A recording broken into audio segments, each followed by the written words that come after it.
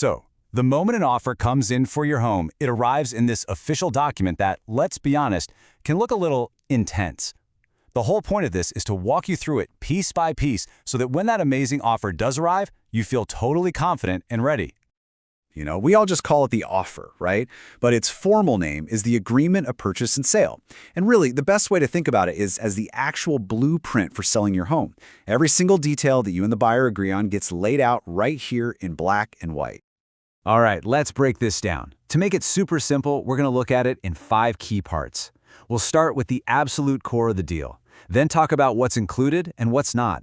After that, we'll get into the all-important dates and deadlines, touch on the legal rules of the road, and finally, wrap up with your role in this whole process. Sound good? Let's jump in. Okay, first up, let's look at the 4 pillars that every single offer is built on. You can think of these as the absolute non-negotiables. Without these 4 things, an offer just isn't, well, an offer. This one might seem like a no-brainer, but it is so important. The agreement has to clearly identify the full legal names of everyone selling the property and everyone who's buying it. This just makes sure there's zero confusion about who is making this deal. Next up, the property itself. It has to be identified with no room for error. So you'll see the municipal address we all know and use, but also its official legal description right from the property deed. It's just a guarantee that everyone is talking about the exact same piece of land. And here it is, the number everyone flips to first, right? The purchase price. This is always written out in numbers and in words, in Canadian dollars, of course. That way, there's absolutely no way to misinterpret the amount the buyer's offering for your home. Now, the deposit is a really big deal. It's the buyer's way of showing they're serious and have skin in the game. It's important to know this isn't their down payment, it's a separate amount that shows good faith. And once we have an accepted offer, that deposit is typically delivered to our brokerage, the Bouma Group, within 24 hours, and it's held safely in trust. All right, so once we have those 4 pillars, the offer starts to get more detailed. It's not just about the land and the building, it has to be super specific about exactly what physical items are part of the sale. Getting this right from the start saves so many headaches later. So this is where we clear up a really common point of confusion. You'll see 2 terms, chattels and fixtures. Chattels are basically movable items. Think of your fridge, your washer and dryer, the curtains. The buyer lists exactly which ones they want included. Fixtures, on the other hand, are things that are physically attached to the house. Now, if that beautiful dining room chandelier is a family heirloom and you plan on taking it with you, we have to list it right here as being excluded from the sale. Okay, so that covers the things you own.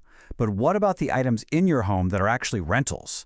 This brings us to another really important category we need to define in the offer. A lot of homes have rental items, like the hot water tank. It's totally normal.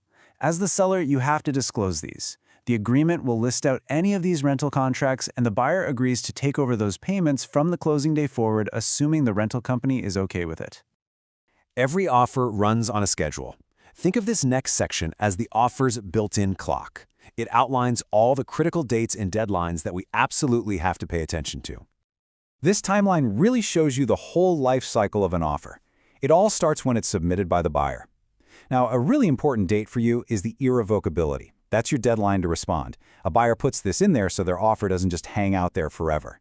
After that, you'll see a title search date. This is just a deadline for the buyer's lawyer to do their homework and make sure the property's legal ownership, the title, is all clear. And then, of course, the one we all get excited about, the completion date. That's what we all call closing day. So a huge chunk of the agreement is actually made up of standard legal clauses. The easiest way to think of these is just as the official rules of the road that make sure everything goes smoothly. The most important thing to know here is that you don't need to be a lawyer to understand this stuff. These are standard clauses recommended by the Ontario Real Estate Association, and they're put there to protect everybody, you and the buyer, by making sure the closing process is professional and predictable. Okay, so we've looked at the whole blueprint. Now let's bring it all home and talk about what this means for you and how we'll work together when that offer is sitting right in front of us. Honestly, understanding this document is empowering.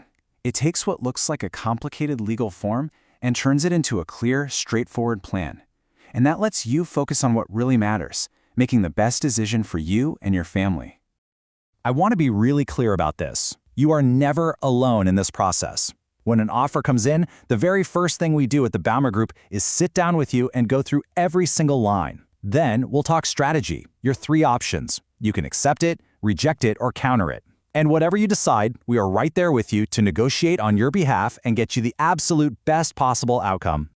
And that really brings us to the final and maybe the most important question. As you think about selling your home, what part of this whole blueprint is the biggest priority for you? Is it the price? Is it the closing date? Knowing what matters most to you helps us build the perfect game plan together.